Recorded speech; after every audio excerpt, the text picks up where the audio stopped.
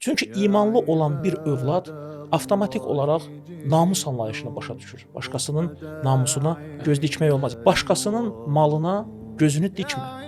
Həsadkar olma.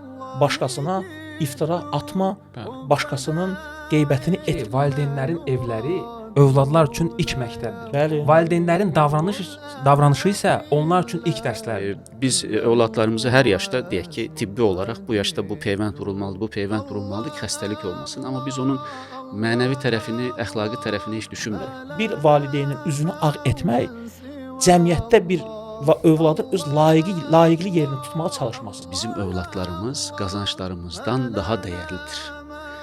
Biz əgər qazandığımız o pulla övladın əxlaqını geri ala bilmiriksə, Bir valideyn nə qədər buna sevinir? Və nə qədər əziyyət çəkib bunun üzərində. Əziyyət öz yerində. Mən əziyyəti niyə vurğulamıram? Bir mənalı valideynlərin övladlarının uğurlarının arxasında əziyyəti var.